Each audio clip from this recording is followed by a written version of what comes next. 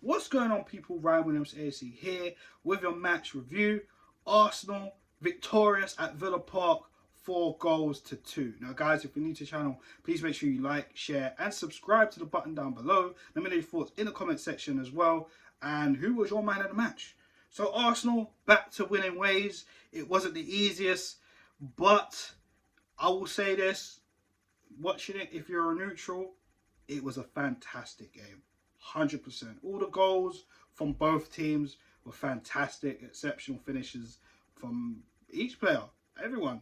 The last one was crazy, but we'll talk about that when we get to it.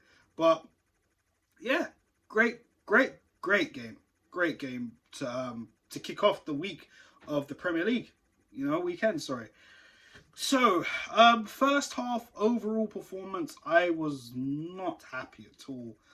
You could tell the boys' confidence was shot. Yeah, let's talk about the first goal. The first goal inside 5 minutes. Boy, I've generally thought it was problems. Zinchenko trying to carry the ball, gets intercepted from Matty Cash. Matty Cash sees Ollie Watkins pretty much on a one-on-one situation there with Saliba. Gets the ball, he goes side of Saliba, buries it, bottom corner. Ramsdale couldn't really get to it. It's 1-0 Villa, and you just think, as an Arsenal fan, oh, God. I mean, we haven't really been playing well in the last couple of games, if we're going to be totally honest. Or at least well enough to the standards that we've set earlier on in the first half of the league. Wasn't great. Poor defending. I felt Saliba should have went into Ollie Watkins and gave him a little bit more of a challenge. I mean, he should have tackled him, but Saliba got beat easily. That is the reality of it. Poor from William Saliba. Arsenal get the equaliser not too long after. A thunderous finish from Bukayo Saka, and I'm sure that's 9 goals for him, making him Arsenal's top goal scorer this season. Listen, when the kid steps up, he steps up. I can't even call him a kid anymore. He's a young man. He's been doing us proud season after season. As I say this with Bukayo Saka. I know in the Manchester City game, he had an opportunity to, as well as scoring a penalty, he did have another opportunity. He didn't take it, but I think this goal definitely made up for that. And then we concede just before half time. Fantastic move from Aston Villa. There was a dummy as well involved. And Coutinho, who I haven't really seen much of him at Aston Villa, if I'm totally honest, shows up, gets a goal. And I feel like, when you look at the way Unai Emery set up, he had 2 number 10s in the middle. And obviously we know Thomas Partey is still out with an injury. So I'm wondering what's going to happen for the next game that comes along. We're going to have to talk about this eventually, I suppose. But just basically overloading the midfield, Jorginho had no chance really with 2 number 10s running in there, as Xhaka, Ødegaard are going to be further up the pitch.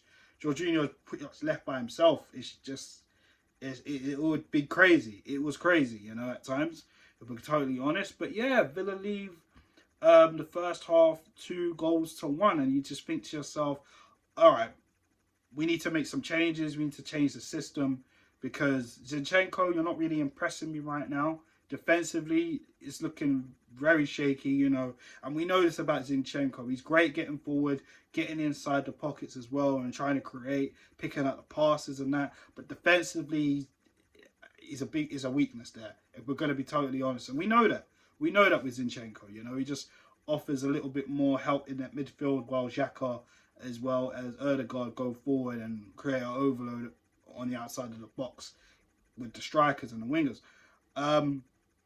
That was probably my only change at that time. Xhaka wasn't really playing that well at the time, but I thought, let's see how he does as the minutes go on in the first half. Other than that, I thought Eddie was missing within the first half. I didn't really see Nketiah do all that much.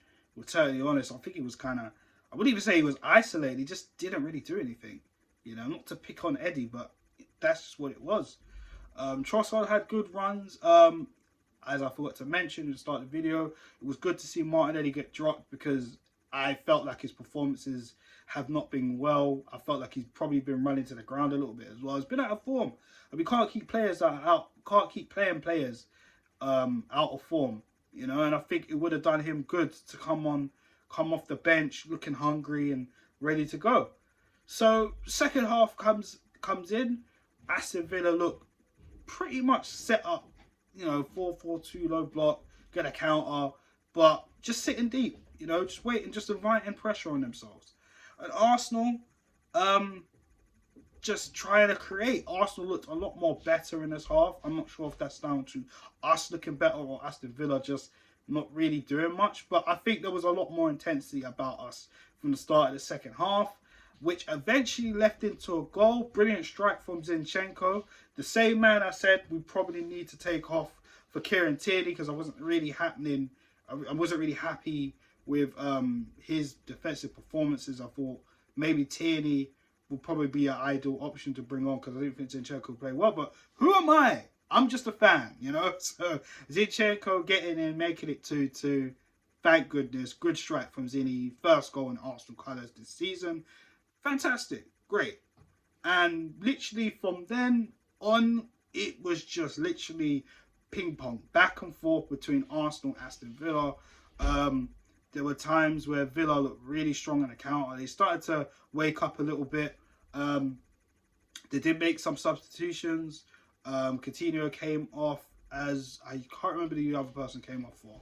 Apologies. But Dusan, a young striker from Aston Villa, I have to say, looked very impressive in short little spells of this game.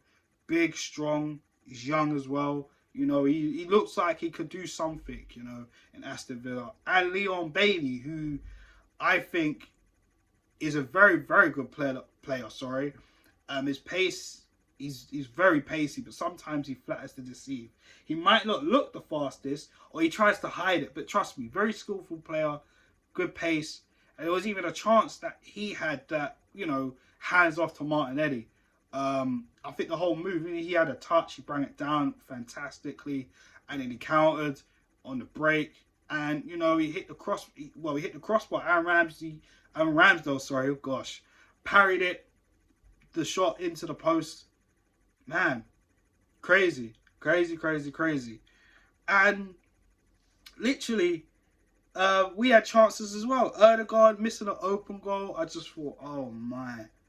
He had a chance to put Arsenal in front. I just thought, how did he miss that? It reminded me of, I think it might have been Southampton away earlier this season. He had the chance of a lifetime to put Arsenal in front. Couldn't do it. Eddie Nketiah, brilliant run. Finish was poor. Just clear. On the break. All the carry in the world. Saw Emi Martinez come out. Konza chipped him just over the bar. I'm screaming, you have to finish that. There's another chance that he had where I think it was a cross. I think was it a cross or a corner? I think it was just a normal cross. He headers it, just goes over the bar. I was just getting really frustrated with Eddie because I think with Eddie, like, we know Eddie's limits. We know his limits. We know he's not a starting number 9. I've always said this. You know, he's not the finished article as we know, and a lot of people are just like, just bench him. Maybe put Martinelli through the middle. I don't know if that's a good idea. Maybe it's something to try. Who knows? But, you know, Saka, Trossard, Martinelli, I don't know. But Eddie's a natural striker, you know. This is the thing. He had bags of opportunities against Manchester City. He didn't take it, but it is what it is, you know. Eddie kept going. He kept trying and that. It looked more lively in this half than he did in the first half. I say that much. We made some substitutions. Martinelli came on for Trossard. Also to that, later on, we also made a substitution. Kieran Tierney came on as well as Rob Holding. Now, this is the thing. It might happen a little bit later, but Vieira came on also for Granit Xhaka. I thought Xhaka just wasn't at his best today also, I have to say. And he came on before the Leon Bailey shot. Apologies. But with that being said, let's talk about the moment. Now, unfortunately, this doesn't go down as his first official goal for as an Arsenal player. But, I mean, to take a shot of that level and that quality and for it to either go in the back of the net, no matter how it did, hit the crossbar, hit the back of Emi Martinez's head and goes in, Jorginho, I have to give it to him because the thing is, right, now we've been very underwhelmed with his signing. You know, a lot of us were kind of hoping for Casado. Brighton would eventually, you know, be like, okay, we'll accept Casado coming in. But when Jorginho came in, another ex-Chelsea player, it was very underwhelming, and we're just thinking he could not be a six. He cannot play Partey's role, you know. But we know Jorginho more than likely going to be a deep lining playmaker. That's probably the best thing he can do. But you look the physicality in this, Arsenal lose that with Partey's absence as backup. And now Partey's been absent for a couple games now, and it's like, oh, what are we going to do? But if you look at Jorginho's performances, and I think a lot of people are not really looking at it, he's actually done all right since he's come in. I mean, yes, we've lost. I mean, we lost at Everton. Brentford wasn't really that great. I don't think it was great for everybody, if I'm totally honest.